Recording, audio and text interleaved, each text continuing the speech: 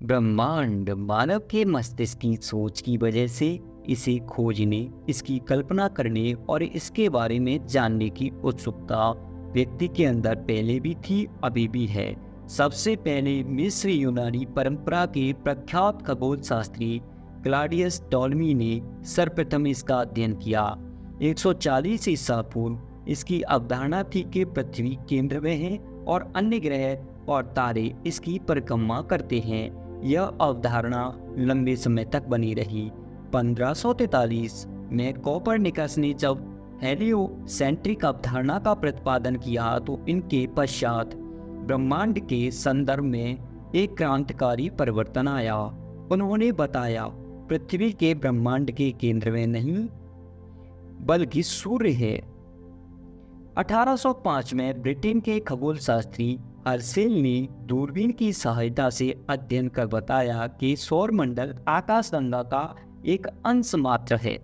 America के खगोल Shastri Edwin T Hubble ने 1925 में यह स्पष्ट किया कि ब्रह्मांड का व्यास 250 करोड़ प्रकाश वर्ष है।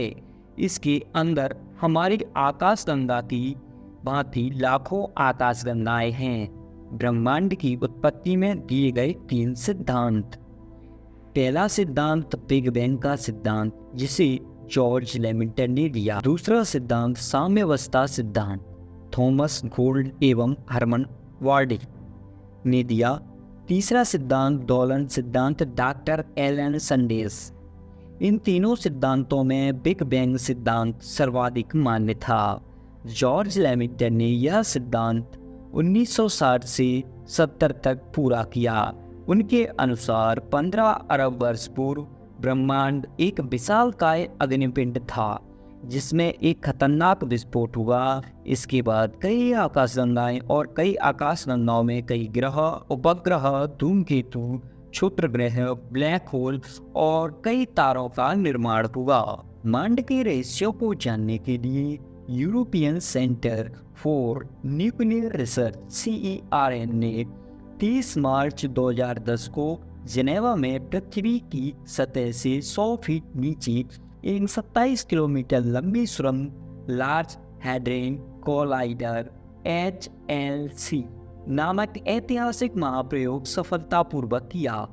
इसमें 1000 से भी अधिक वैज्ञानिक शामिल हुए। यह प्रयोग ब्रह्मांड के रहस्यों को समझने में बहुत महत्वपूर्ण भूमिका माना जा रहा है। ब्रह्मांड में अनुमानित 100 अरब आकाशगंगाएं हैं। आकाशगंगा असंख्य तारों का एक विशाल पुंज होता है। आकाशगंगा के केंद्र को वर्ज कहते हैं। प्रत्येक आकाशगंगा में 100 अरब तारे हैं। लिमन अल्फा ब्लॉब्स अमीवा के आकार की 20 करोड़ प्रकाश वर्ष चौड़ी विशालकाय आकाशगंगा है। इसका मतलब यदि आप प्रकाश की गति से चलेंगे तो आपको इस आकाशगंगा को पार करने में 20 करोड़ साल लग जाएंगे। एंड्रोमेडा हमारी आकाशगंगा के सबसे नज़दीक और निकट की आकाशगंगा है, जो हमारी आकाशगंगा से 2.2 मिलियन प्रकाश वर्ष की दूरी पर स्थित है।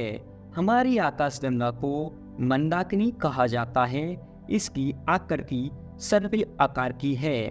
मिल्की वे रात के समय दिखाई पड़ने वाले तारों का समूह है जो हमारी आकाशगंगा का ही भाग है। ओरियन नेबुला हमारी आकाशगंगा के सबसे शीतल और चमकीले तारों का समूह है। सूर्य हमारी आकाशगंगा का तारा है। यह आकाशगंगा की परिक्रमा 200 मिलियन मतलब 20 करोड़ सालों से कर रहा है। प्लेनेबस सौरमंडल के बाहर बिल्कुल एक जैसा दिखाई देने वाले पिंडों का समूह है। साइरस या डॉग स्टार पृथ्वी से 9 प्रकाश वर्ष दूर स्थित है। यह सूर्य से 20 गुना अधिक चमकीला और रात्रि में दिखाई देने वाला तारा है। प्रॉक्सिमा सेंचुरी सूर्य का सबसे निकटतम तारा है। गैलीलियो ने 1609 में दूरबीन से देखा और ऐसे तारों के बारे में अध्ययन किया जिन्हें हम नग्न आंखों से नहीं देख सकते। भारतीय अंतरिक्ष अनुसंधान इसरो ने 4 अगस्त 2015 को राजस्थान के उदयपुर के फतेह सागर और वेधशाला में एशिया की सबसे बड़ी दूरबीन मल्टी एप्लीकेशन सोलर टेलीस्कोप का शुभारंभ किया। इससे हम सूर्य के बारे में अधिक से अधिक जानकारी प्राप्त होती रहेगी। तो दोस्तों, आज हम ब्रह्मांड के टॉपिक को समाप्त करते हैं। कल दूसरा टॉपिक लेके आएंगे। थैंक यू फ्रेंड्स, हमें सब्सक्राइब कर लें ऐसी नॉलेज के बारे में।